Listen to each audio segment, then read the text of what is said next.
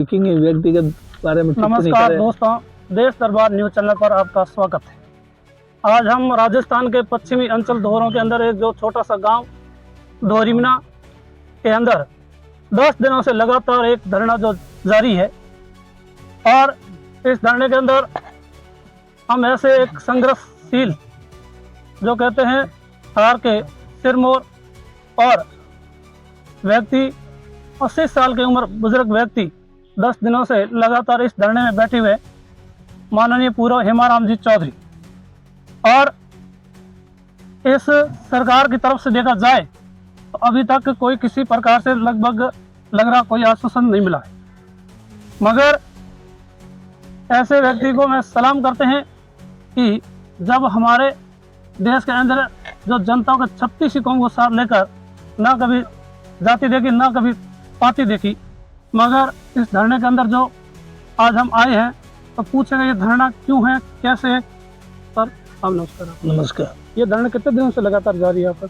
ये धरने का आज 11वां दिन है। अच्छा, मेरा तो 10वां दिन है धरने पे बैठे। अच्छा, एक दिन पहले शुरू हो गया था, लेकिन आज ये 11वां दिन है। अच्छा, इस धरने का खास मुद्दा क्या है इस धरने के किस प्रकार से लेकर चल रहा है? राजस्थान के पूरे सोशल मीडिया पर तो चल रहा है। एक ही मुद्दा है। अच्छा, धोरीमना और गुड़ामालनी, अच्छा, ये 2 उपखंड है। अच्छा, 2 तहसील है। अच्छा, इनको बाड़मेर जिले से निकाल करके बालोतरा जिले में शामिल कर दिया, और धोरीमना उपखंड और गुड़ामालनी उपखंड इनके भी 2-2 टुकड़े कर दिए। हाँ, धोरीमना उपखंड के धोरीमना तहसील के अंतर्गत ये मांगता उप तहसील बनी है।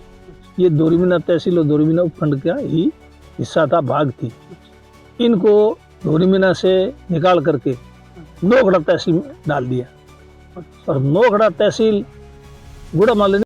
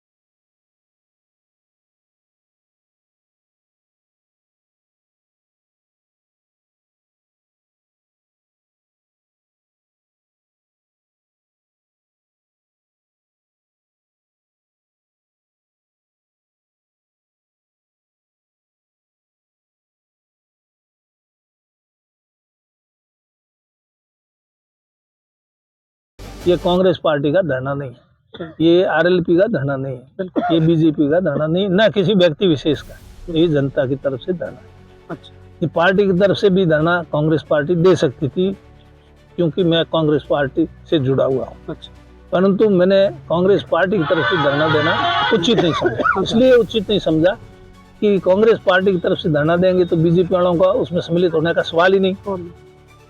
तो ये सोच के कभी ये जो समस्या पैदा हुई है, ये केवल कांग्रेस वालों के लिए नहीं है, ये बीजेपी हो चाहे किसी भी पार्टी के हो, किसी भी विचारधारा हो, सबके बालोतरा सबको जाना पड़ेगा। कांग्रेस वालों को भी जाना पड़ेगा, बीजेपी वालों का भी जाना पड़ेगा। आज सब लोगों को जाना पड़ेगा। बीजेपी वाले आज भले ही खुश हो रहे हो, भले ही वो मिठाई बांट रहे हो, पटाखे छोड़ रहे हो, डीजे बजा रहे हो, लेकिन जाना उनको भी बालोतरा पड़ेगा। तो इसलिए मैंने सोचा इस धरने में पे आने के लिए, मतलब इस निर्णय के खिलाफ कांग्रेस बीजेपी की सभी जनता खड़ी होगी।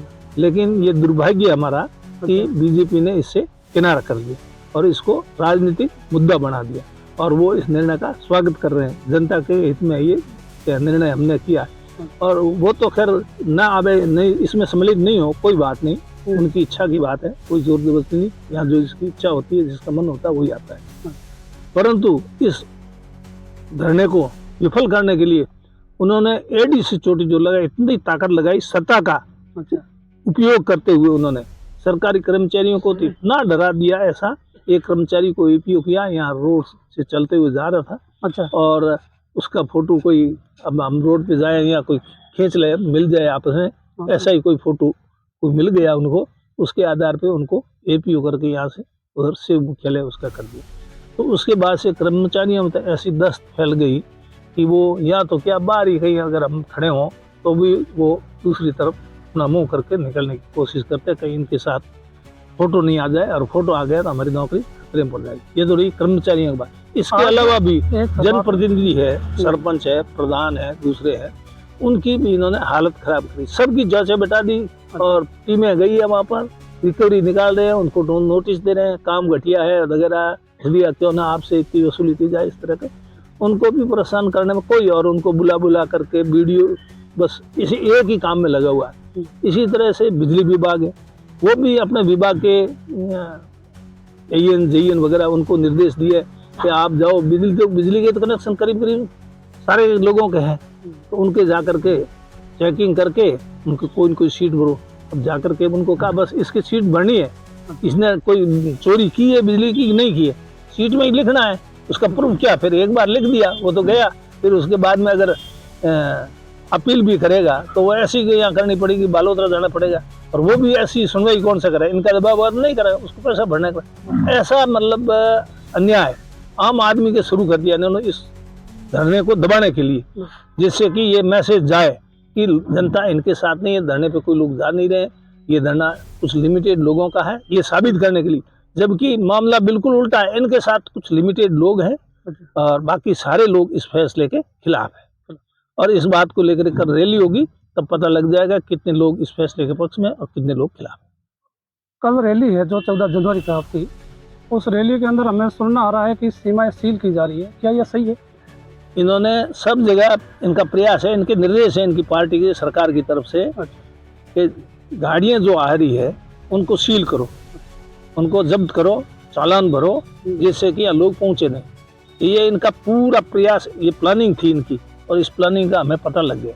हमने उनको कह दिया, आज पुलिस को, प्रशासन को, सबको कह दिया, अगर आपने ये हरकत की तो फिर कानून व्यवस्था बिगड़ गई तो आपके संभालना भारी पड़ जाएगा, फिर उसके लिए हमारे को दोष मत देना। नहीं तो हम शांतिपूर्वक कर रहे हैं, हमने आपको विश्वास दिया, कोई किसी प्रकार की अशांति नहीं की, कोई किसी प्रकार के दुर्घटना नहीं हो, ये आप शांतिपूर्वक हमको हमारी बात विरोध दर्ज करवाने बात कहना।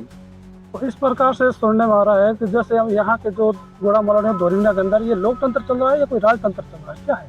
अब ये लोकतंत्र राजतंत्र, न लोकतंत्र है न राजतंत्र है। राजतंत्र भी होता है, वो भी ऐसे नहीं करता। पहले राजा महाराजा राज था तो उसमें भी सुनवाई होती थी, ऐसा नहीं होता था।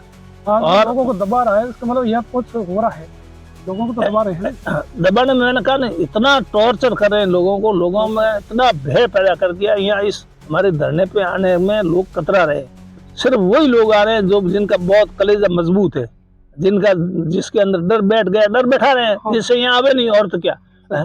तो इस लोगों को डर बैठा कर दे ताकि लोग नहीं आवे, तो ये अपना आप थक करके यहाँ से चले जाएंगे। और ये ऐसा आदेश हुआ, हमने पहले भी धरने दिए, बीजेपी की सरकार थी पूर्व में, उस समय भी धरना दिया। बाड़मेर में एक बार अध्यापकों को लगाने का मामला था, नियुक्ति का मामला अध्यापकों की, तो हमने धरना दिया, तो अध्यापकों की करीब 200 अध्यापकों की नियुक्ति अलग अलग सभी बाड़मेर जिले की सभी पंचायतों में पंचायत समिति के माध्यम से उनको नियुक्ति दी, और मार्च के अंदर और नियुक्ति दी। फिर 30 मई को उनको वापस हटा दिया, जब स्कूलों की छुट्टियां हुई तो क्या अब हमारे जरूरत नहीं है, ऐसा करके उनको मुक्त कर दिया चयन सेवा से। तो फिर बाद में जब जुलाई आई, तो जुलाई में जब स्कूलें खुली तो वो गए, तो उनको कहा आपकी तो सेवाएं समाप्त हो गई, अब आपको हम यहाँ पर स्कूल में ज्वाइनिंग नहीं देंगे। तब वो फिर मेरे पास आए, तब फिर दोबारा हमने अनशन किया। उस समय दोनों बार अनशन किया, और मैं अनशन पर बैठा हुआ था, 6-7 दिन हो गए थे। और उस समय भैरव सिंह जी शेखावत आए थे बाढ़ में, और वो डाक बंगलों के अंदर रुके थे। तब भैरव सिंह जी को पता पड़ा इस तरह का धरना है, और उसमें हमारा भी सम्मिलित। तब उन्होंने मेरे पास संदेश भेजा, मेरे को बुलवाया कि उनको बुलाओ, मेरे से मिले, क्या बात। तो बुलाया तो मैं उनसे मिलने के लिए डाकघर गया और मैंने वो जो भी धरना था उसकी वजह थी वो सारी अध्यापकों की नियुक्ति का वो मैंने उनको बताया। तो उन्होंने उसी समय मेरी बात को सुना गंभीरता से और सुन करके उसी समय उस समस्या का हल कर दिया, उनको नियुक्ति का आदेश दे दिया और मेरा धरना समाप्त हो गया। एक तो वो थे मुख्यमंत्री इनकी पार्टी के, और आज एक ही हाल है, आज तो प्रजातंत्र खत्म हो गया।